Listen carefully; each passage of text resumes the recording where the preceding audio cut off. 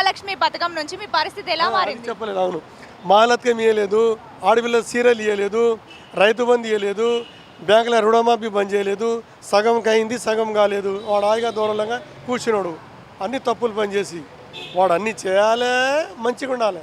కాకుంటే మాకు వాడు అవసరమే లేదు. ఇప్పుడు ఫ్రీ బస్ ఉంది కదా, ఫ్రీ బస్ పెట్టి కూడా జనాలను ఖరాబ్ చేసిండు, పబ్లిక్ని ఖరాబ్ చేసిండు.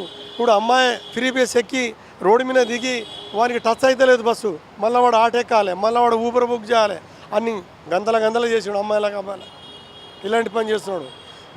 బస్సు ఫ్రీ తీసేయాలి, అన్ని కంప్లీట్ తీసేయాలి. అప్పుడు బస్సులు నడవాలి, ఆటోలు నడవాలి.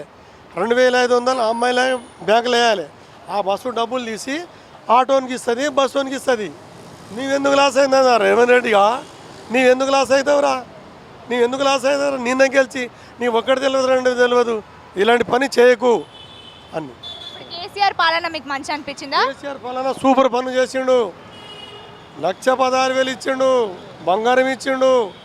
సూపర్. హైదరాబాద్ వాందే నడుస్తుంది. ఇది మంచి సూపర్ నడుస్తుంది. ఈ బదమాసి కానీ మటుకు ఒక్క పని నడచలేదు. ఈయనకి చూడు రేపు ఏమవుతుందో. నేను పెద్దోడున్నా, నేను ఆడవన్నా ఈడవన్నా అని అంటలేదు. వాడిని గుంజుకొచ్చి తంతాం ఫస్ట్. పోలీస్ స్టేషన్ కూడా పోలీసు వాళ్ళని కూడా టచ్ అవుతాం. వాడేం చేయడు, వాడేం పీకడు, ఏం చేయడు.